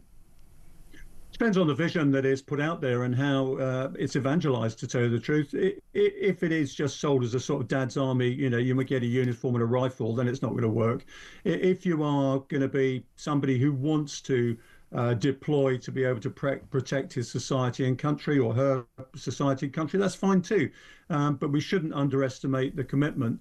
In terms of army numbers, Peter, and when somebody can tell you what the army is for, whether it's to deter Russia, China, Iran, and North Korea, or it is simply to provide home defense, then we can talk about numbers. I'm afraid the whole debate about numbers hinges on what you want the army to do. At the end of the day, the people who do Panzer stuff are the Poles and Germans. They do it really well. We've got the best tank trap in Europe. What stuff? Sorry, Chris, you're saying there Panzer stuff. What is that? Well, that's the big land army forces that people say we need. I think people are getting the wrong lessons from the Ukraine war. Ukraine essentially is the last war of the 20th century, not the first war of the 21st century. You've got two basically Soviet-trained high commands, and they're fighting it like that. It's not going to be like that in any future war. It's going to be a society-on-society war. It's not just going to be the armed forces. And if this move is a step in the right direction in that respect, then I'm all in support of it. But it's got to be resourced, it's got to be taken seriously, and I'm afraid to say our opponents have got to fear it. How confident are you that it will be resourced properly and thought out properly? Because it seems to me from what you're saying, Chris, I don't want to put words in your mouth, but it seems to me from what you're saying that actually the whole purpose and aspect and the whole idea of armed services in this country needs to be rethought, not just one part of it within some form of home guard. I'm not confident because I haven't seen a strategy that says we are in this deterrent phase. If we are going to be in a pre-war phase, which is a ridiculous expression if you think about it, then so our opponent's going to think, okay, fine, that's a self-fulfilling obligation. Let's talk about deterrence. I would like to see a country such that when our opponents see members of our armed forces or indeed our armed society coming their way, they go, crikey, we don't want to mix with that. Yeah. That's the sort of society we need. This looks like a gimmick, to tell you the truth, Peter, and unless, as I say, it's resourced, structured and conceptualized properly, I'm afraid to say it's like security guards. Most firms employ security guards right at the bottom of the food chain. They don't pay them very much. They're not very skilled. If it ends up like that, then I'm afraid the public yet again is being cheated by a rhetorical slogan. Chris, very interesting to talk to you. Thank you, Rear Admiral Chris Parry, there joining us on the Home Guard issue. What do you think? 0344 499 1000. That's the number Nigel in London has rung. Nigel, you're very welcome to the programme. What do you make of this? Well, good morning. I think it's the biggest farcical laugh I've had all morning. Why? We've got an army which is in decline. We haven't got many troops, and we've got failing weapons. We've got a navy with not very many ships. We've got an air force with not very many aircraft, and then we want to have some form of home guard that is 80 years out of date to try and patrol and protect our nation. Look, we have a territorial army which isn't very, very big. And clearly, this country has failed to invest in its defences, and I think we are preparing for a war footing. And if this country went to war, so this was the article in, I think the Telegraph was at the Mirror. No, it was the Telegraph earlier this week that they said that if a nuclear weapon was fired by Russia and exploded over central London, over 1 million people would be wiped out. Now, can you tell me what a home guard is going to do against a cyber threat or against an armed militia landing in this country? Well, that is a major part of the threat to this country, isn't it? It's not about people holding weapons and standing in uniform around energy pylons or substations or whatever. It's not that, because so much can just be done at the click of a button from the other side of the world to sabotage those things. Absolutely. We have a police force that can't protect the public from robbery, theft, and other serious offences.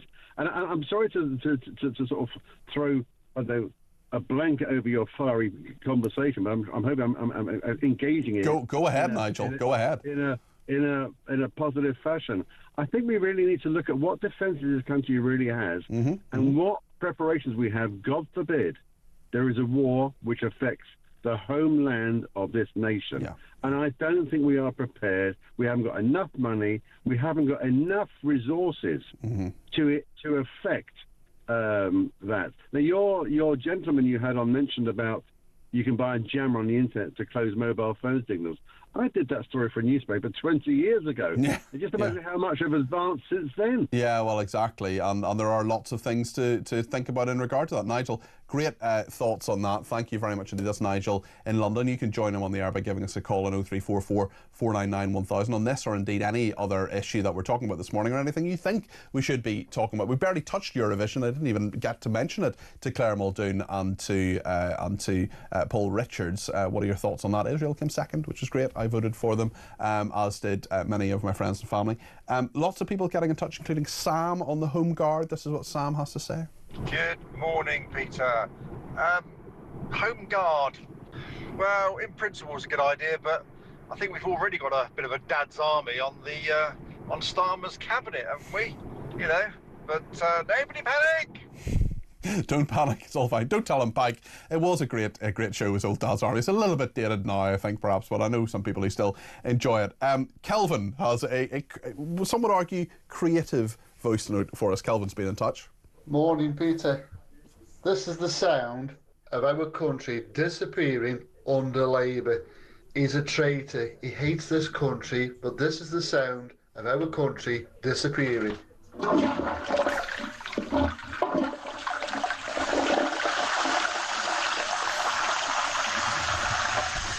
Bye, Britain. Have a good day. Bye. Calvin, you've brought a smile to my face anyway. My question is, why did you need a double flush? That's the issue there. Lots to discuss between now and 12 o'clock. In just a minute, we're going to have the Shadow Veterans Minister, Mark Francois, a veteran himself, of course. Loads of issues around welfare for veterans. We've been trying to do this for a while because I know that loads of military people, military families, listen to and watch this show, and I'm very, very interested to hear what you have to say. So let me know what you think, and we'll get you on with Mark as well if you want to have a chat with him. 0344 499 1000. Stay with us.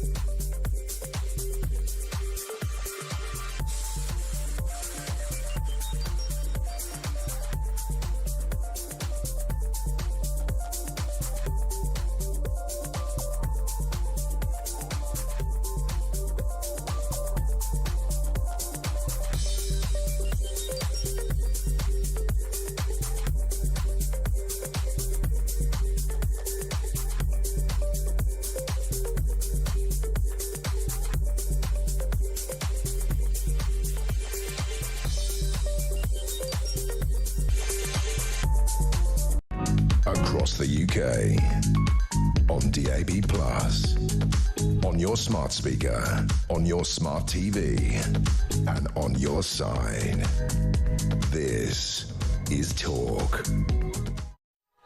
Well, thank you to Mary in County Down, who's been in touch and says, rather unfair and inaccurate of Rear Admiral Chris Parry to describe commercial security guards as the bottom of the food chain without many skills. Most retail companies, for example, have ordered their security staff not to tackle shoplifters for fear of being sued for assault. Certainly, we covered that on my programmes previously. Mary continues, many private security guards are ex-forces and actually have excellent skills. They're providing a deterrent role. They're not meant to be operating as a private army. Well, lots to discuss on that, and be sure to get in touch if you want to. 0344 499 1000. I am delighted that Mark Francois is with me now in studio. Hello, Mark. Morning. We're finally getting to do this discussion because what has happened, I think it's happened a couple of times now. We've tried to do this and it hasn't happened because there have been really, really big stories, including you very kindly give us your thoughts on those scumbags kneecap when they were talking about threatening MPs. But by the way, just on that, where is this Met Police investigation? Well, exactly. How long does it take to view a video? Have they been arrested yet? That's my question. So anyway, Mark is the Shadow Defence Minister. He's a Conservative MP, of course, and a veteran himself. Mark, there's a couple of things I want to ask you, certainly, well, many things I want to ask you actually about veterans, but this story today about the Home Guard, an idea to have a sort of Home Guard force, what do you make of it? Will it work? Well, it's not that new. Obviously, we had the Home Guard in the Second World War, as everybody knows, and in many ways they were more professional than the sort of Dad's Army caricature, you know, don't tell him Pike and all that. But during the Cold War, in the 1980s, we had something called the Home Service Force. which was an equivalent of that.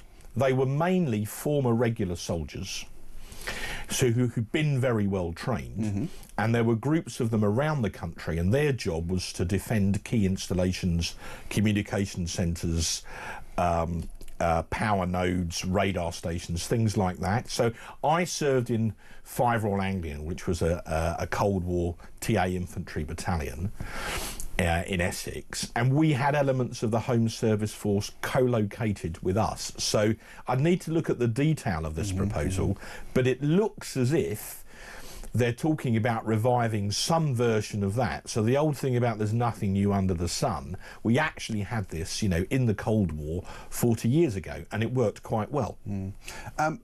We spoke to Rear Admiral Chris Parry there a minute ago, and he said that really there needs to be a total rethink of how the Army works, what it's, or the armed services, I should say, what they're for, and then if there's a sort of auxiliary force or a Home Guard kind of force that is there, well, then that discussion needs to be had. Well, what my angle on that is, well, we're still awaiting this, you know, this much vaunted Labour Strategic Defence Review.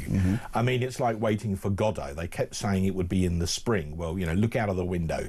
We're in the middle of May already. Yeah. So at some point we'll get this much vaunted document. But I was in Poland just over a week ago, and if you go there, it's like visiting a different planet. The Poles, the official policy of the Polish government as of a month ago, is that they're now embarking on a massive rearmament programme in order to be ready to fight a war with Russia. They hope to deter it, but if necessary to fight it within 3 years. They've got 4 fully fledged armoured divisions. They were already going to create a 5th one. They've now doubled down on that, and they're going to create a 6th one. They're currently spending about 4.7% of GDP on defence. They're now probably going to go north of 5 within a year or two. So they are taking the Russian threat incredibly seriously. They're much closer to the problem in a way that perhaps we back home, some, you know, further away from it, still are not. The Roman strategist Vegetus famously said, "Civis pacem para bellum." He who desires peace should prepare for war in order to deter it. That's what we should be doing too. I'm a bit more of a Sun Tzu guy myself. Well. My favourite one of his is, if you sit by the river long enough, the bodies of your enemies will come floating by.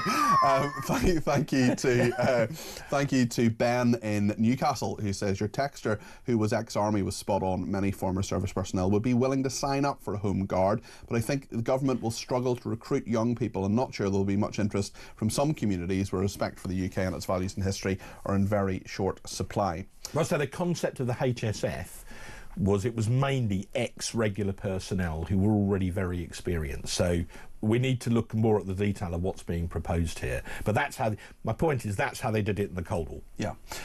I promise I will talk about veterans in exactly 28 seconds, because we're just going to hear a voice note from Karen, who agrees with Chris Parry. This is what Karen has to say. We'll just hear the voice note from Karen now. She sent it in on 0344 499 1000. Hi Peter, I totally agree with Chris Parry. It does need to be militarised, and it does need to be set up with ex-TA reservists and patriots that want to protect this country. I do not want to see the bottom of the food chain, i.e. the illegal migrants being given rifles to guard things, because I just don't think they will do it properly, do you? And I think that's probably what he's alluding to. It really does need to be resourced properly. Well, we'll continue to talk about this issue. No doubt it is one that a lot of people do want to talk about. If you want to get your voice on the air between now and 12 o'clock, 0344 499 1000. But at long last, and as promised, Mark, I want to talk about veterans, how we care for them in this country, and specifically about Northern Ireland veterans, because I know this is something that you care very deeply about. I should declare I work for the Northern Ireland office as an advisor to James Brokenshire, the Northern Ireland Secretary, a number of years ago. I know this issue a bit. I'm from Northern Ireland, obviously, and I know it's an issue for many people in GB who have served in uniform in Northern Ireland, many of them as part of Operation Banner, which was the Army's mission there for nearly 30 years. And Mark, we're in a situation now where this whole legacy issue, this whole idea of what do we do about the past is still a huge issue 27 years after the Belfast Agreement. There have been some proposals that have gone forward. Labour wants to change all that. Just bring us kind of factually up to date in terms of where things are, what the system is, and then we can talk about whether it works or whether it doesn't. So I'll try and start with the context, I think, is what you're asking me to do, Peter. So over 300,000 British troops served in Northern Ireland on what was called Operation Banner from 1969 to 2007 to help uphold the law in Northern Ireland. And over 700 were killed, thousands were maimed by both Republican and so-called loyalist bombs. And many of those veterans have since legally been pursued, often at the behest of Sinn Féin, who want to rewrite history from their point of view. In 2023, the then Conservative government brought in what's known as the Northern Ireland Legacy Act for short, to help, if you like, draw a line under that process. I was, even on the backbenches, very involved in lobbying for that legislation. The incoming Labour government said in their manifesto they intended to repeal it. And there have been some court cases, mainly in the Northern Ireland courts, that found that parts of the Legacy Act were incompatible with, wait for it, the Human Rights Act 1998, and ultimately thus with the European Convention on Human Rights. So what Labour are now proposing to do is to pass what's called a remedial order under the Human Rights Act, which would have the effect of slicing out key parts of the Legacy Act, if you're still with me, right? Yeah. Now, by the way, the government could have appealed those cases. They could have gone to the UK Supreme Court, but because it's a government full of human rights lawyers, they didn't. So, if this remedial order, which we would have to vote on in the House of Commons a few months from now, goes through, it would have two principal effects. One, it would open up our veterans yet again to this whole cycle of endless investigation and re-investigation. They've even gone after Chelsea pensioners, which some of your viewers and listeners may find shocking, but they have. And the second thing it would do is it would make it easier for Jerry Adams and some of his cronies to sue the British taxpayer, potentially for very large amounts of taxpayers' money. So we in the Conservative Party are adamantly against it. More importantly, so are the veterans themselves. They've started a petition to get a debate in Parliament. Before I came on air, it was just gusting 84,000 signatures. We need to get to 100,000 to get that debate. So we got 16,000 more we need. Okay. So what's interesting to me is that of those 300,000 people, the vast who served in uniform in Northern Ireland, the vast majority of them, no doubt, served with great bravery and distinction. Yes. Some of them did not.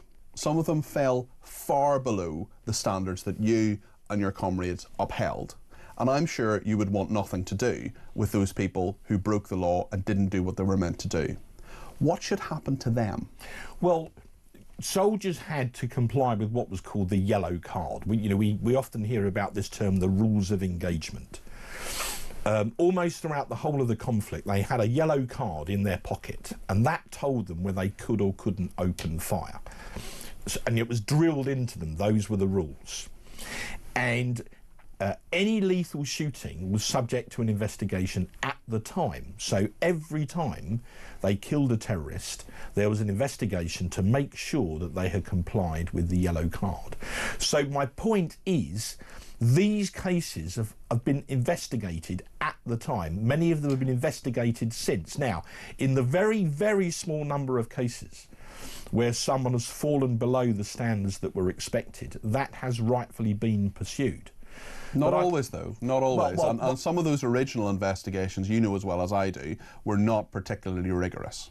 Well, I would contend with that, but nonetheless, 50 years on, we have a situation where many people are trying to bring legal actions, often at the behest of Sinn Féin, not always, but often at the behest of Sinn Féin, because they want to change the narrative about what really happened. And I think it's appalling that a Labour government who plainly regard, you know, the worship of the Human Rights Act as infinitely more important than standing up for people who had the courage to put on the Queen's uniform, and take on murderous terrorists. Labour clearly regard, you know, worshipping the Human Rights Act as more important than that. Now, there's also, just coming on from your previous segment, a very important operational reason here. All Western armies are struggling to recruit and retain personnel. The Americans, the Aussies, the Canadians, us too.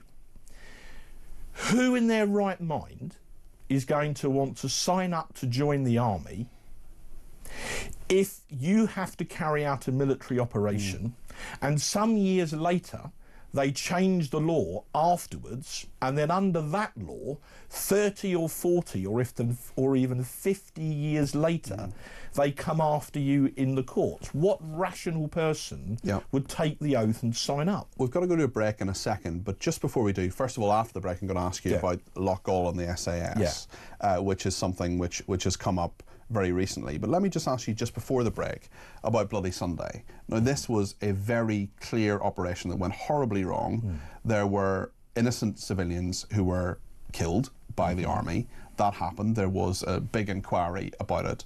And now some people say there should be prosecutions of those soldiers. Now, they did not uphold the standards that they should have upheld. Surely they should be prosecuted.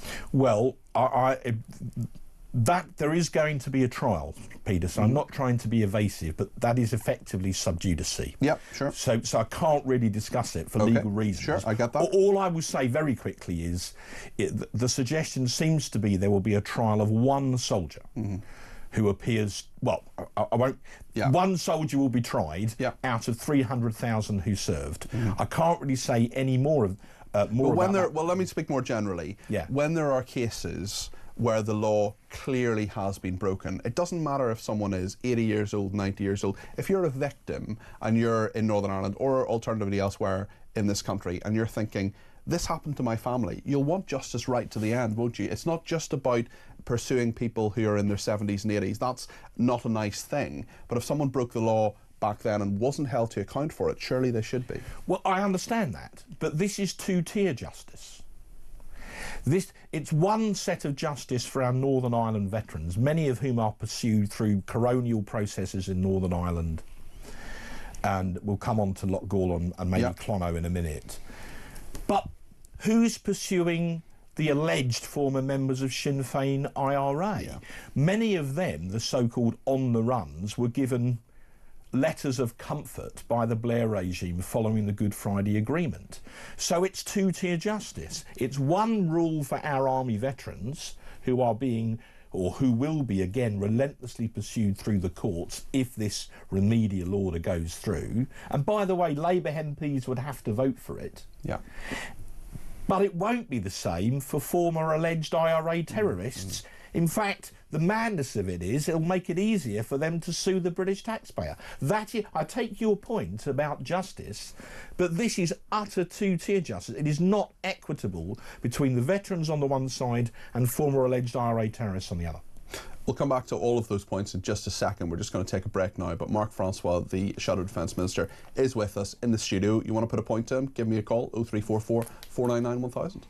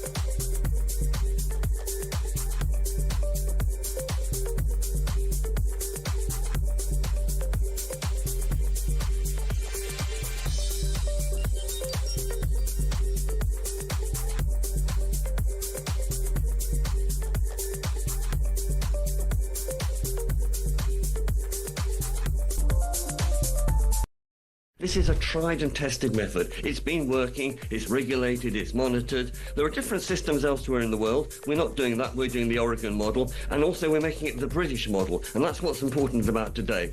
MPs saying, this is our template, how can we make it as good as possible? So yes, it avoids any loopholes, but it also allows those people who want to let go. Now frankly, most of us will carry on to our last breath. Yeah. Those people in agony, we've got to give them that option, that right, that choice. It's their death, their body. Why can't they have that right to let go?